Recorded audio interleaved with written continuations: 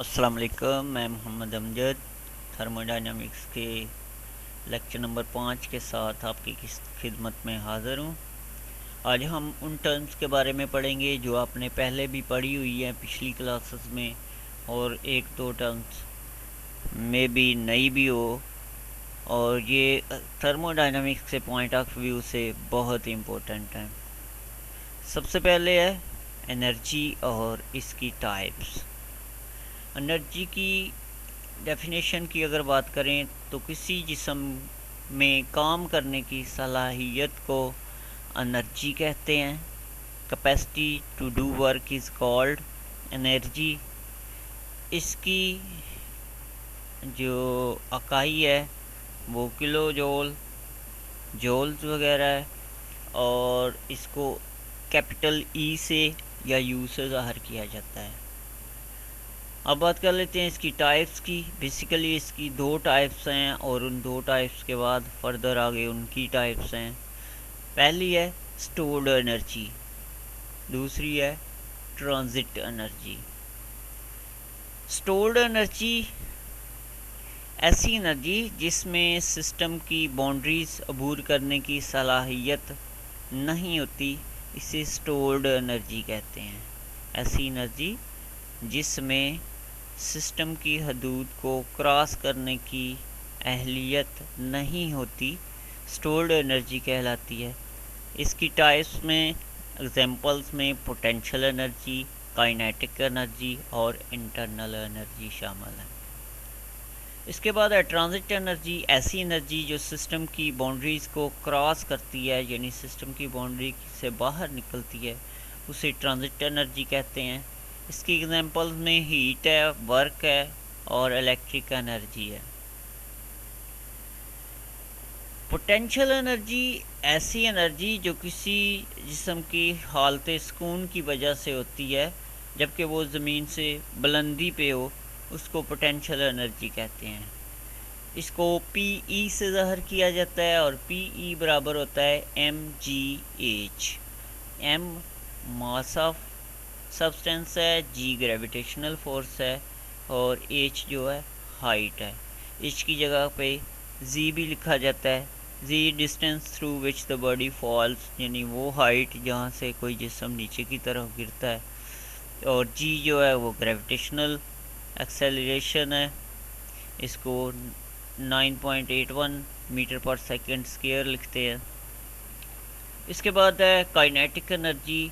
ये तवानाई किसी जिस्म में हरकत की वजह से पैदा होती है, इसे की से ज़ाहिर किया जाता है, और के ई बराबर होता है 1/2 mv स्क्वायर।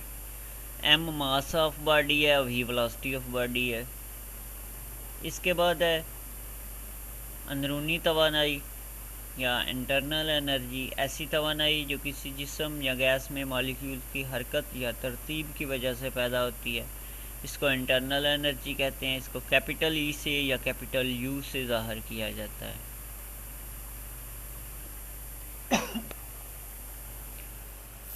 ये टाइप्स थी एनर्जी की, उम्मीद है आपको समझ आ गई होगी। इन सब को जमा करें तो वो बन जाती है टोटल एनर्जी, यानी पोटेंशियल एनर्जी, काइनेटिक एनर्जी और इंटरनल एनर्जी का मजमुआ जो है वो टोटल एनर्जी कहलाता है। इसके बाद हैं थर्मोडायनामिक्स के लॉज। सबसे पहले है ज़ीरो लॉ ऑफ थर्मोडायनामिक्स, इसके बाद फर्स्ट लॉ ऑफ थर्मोडायनामिक्स, और आखिर में सेकेंड लॉ ऑफ थर्मोडायनामिक्स। ये थर्मोडायनामिक्स के 3 कवानीन आपके सिलेबस में हैं। सबसे पहले डेफिनेशन कर लेते हैं ज़ीरो लॉ ऑफ थर्मोडायनामिक्स की। इस कानून के मुताबिक जब दो निज़ाम इनमें से हर एक तीसरे निज़ाम के साथ थर्मल इक्विलिब्रियम यानी हरारती तवाज़ुन में हो, तो वो दोनों आपस में भी थर्मल इक्विलिब्रियम में होंगे, यानी हरारती तवाज़ुन में होंगे। ये थर्मोडायनामिक्स का ज़ीरो लॉ है। नेक्स्ट है फर्स्ट लॉ ऑफ थर्मोडायनामिक्स। इसके मुताबिक हरारत और मैकेनिकल वर्क आपस में तब्दील किए जा सकते हैं। इसको जूल का कानून भी कहते हैं। इसके मुताबिक H यानी हीट बराबर है E + W। E internal energy है, W वर्क डन है। इसको इस तरह से भी लिख सकते हैं कि H बराबर है U प्लस W, क्योंकि H से भी ज़ाहिर किया जाता है हरारत को और Q से भी ज़ाहिर किया जाता है। इसी तरह एनर्जी को U से भी ज़ाहिर किया जाता है और E से भी ज़ाहिर किया जाता है। आखिरी है थर्मोडायनामिक्स का दूसरा कानून या सेकंड लॉ ऑफ थर्मोडायनामिक्स। इसकी दो स्टेटमेंट्स हैं, एक केल्विन प्लैंक स्टेटमेंट और दूसरी Clausius statement. Kelvin Planck statement के मुताबिक एक ऐसा इंजन बनाना नामुमकिन है, एक ऐसा इंजन बनाना नामुमकिन है जो साइक्लिक प्रोसेस पर काम करके, जो साइक्लिक प्रोसेस ऐसे प्रोसेस को कहते हैं जो घूम फिर के वापस पहली हालत में वापस आ जाए। तो जो साइक्लिक प्रोसेस पे काम करते हुए फ्राहम करदा एनर्जी को मुकम्मल तौर पर मैकेनिकल वर्क में तब्दील करे। बात की समझ आ गई? अभी तक ऐसा इंजन बनाना नामुमकिन है जो साइक्लिक प्रोसेस पर काम करते हुए फ्राहम करदा तमाम एनर्जी को मुकम्मल तौर पर वर्क डन में कन्वर्ट कर दे। आप समझते हैं, आपको पता होगा कि जब भी कोई काम होता है तो एनर्जी का कुछ ना कुछ हिस्सा जो है वो ज़ाया हो जाता है। फ्रिक्शन लॉसेस हो जाते हैं, एयर के आगे से मज़ाहमत की वजह से लॉसेस हो जाते हैं, रूलिंग की वजह से एनर्जी ज़ाया हो जाती है। तो यही बात इस स्टेटमेंट में बताई गई है कि ये पॉसिबल नहीं है कि जितनी एनर्जी फराहम की जाए वो सारी की सारी आउटपुट में तब्दील हो जाए। नेक्स्ट है क्लासिस स्टेटमेंट।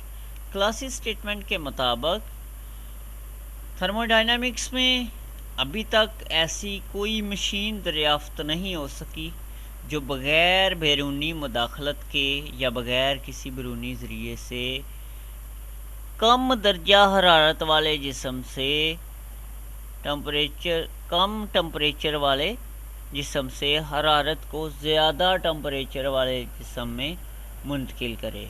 यानी जो चीज़ ऑलरेडी ठंडी है उसमें से मज़ीद हरारत को निकाल के बग़ैर किसी सोर्स के गर्म चीज़ की तरफ मुंतकिल कर दे, ये पॉसिबल नहीं है। ये है क्लासिस स्टेटमेंट। ये जो थर्मोडायनामिक्स का पहला कानून है, इसके नीचे आप कानून बकाए तवानाई भी लिख सकते हैं, ये भी इसका हिस्सा माना जाता है।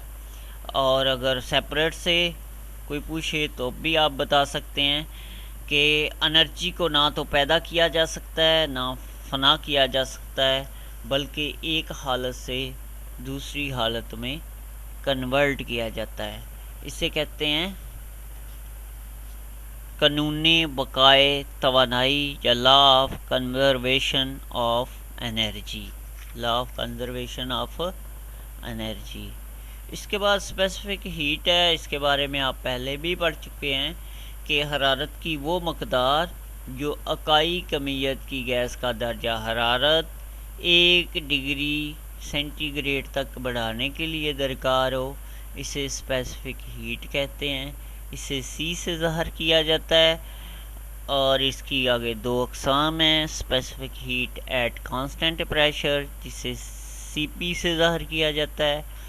दूसरी है specific heat at constant volume, जिसे CV से ज़ाहिर किया जाता है। याद रखना, हर चीज़ की स्पेसिफिक हीट मुख्तलिफ होती है। जैसे स्टील की स्पेसिफिक हीट है 0.49 किलो जूल पर किलोग्राम केल्विन, पानी की है 4.187 किलो जूल पर किलोग्राम केल्विन। ये जो नॉर्मल एयर है, हवा है, इसकी स्पेसिफिक हीट है 1। इसी तरह कॉपर की 0.406 है, जिंक की 0.385 है, स्टीम की 2.094 है, बर्फ़ की 2.110 है। यानी हर चीज़ की स्पेसिफिक हीट मुख्तलिफ होती है। और जब भी आपको स्पेसिफिक हीट से रिलेटेड कोई क्वेश्चन सॉल्व करने के लिए दिया जाता है तो उसमें मोस्टली स्पेसिफिक हीट जो है ये बताई जाती है कि इतनी है, कम से कम एक ज़रूर बताई जाती है, दूसरी आपने फाइंड करनी होती है वो फार्मूला लगा के। वो फार्मूला नेक्स्ट चैप्टर में आएगा। फ़िलहाल आपने इतना ही याद रखना है कि स्पेसिफिक हीट क्या है, उसकी टाइप्स कौन कौन सी हैं। और एक छोटी सी बात याद रख लीजिएगा कि हमेशा Cp जो है वो Cv से ज़्यादा होता है, यानी specific heat at constant pressure जो है वो हमेशा Cv यानी specific heat at constant volume से ज़्यादा होता है। नेक्स्ट डेफिनेशन है थर्मल कैपेसिटी। थर्मल कैपेसिटी, इसको हीट कैपेसिटी भी कहते हैं। ये हरारत की वो मकदार है जो कुल कमियत की गैस का दर्जा हरारत 1 डिग्री सेंटीग्रेड तक बढ़ाने के लिए दरकार हो। नेक्स्ट है वाटर इक्विवेलेंट।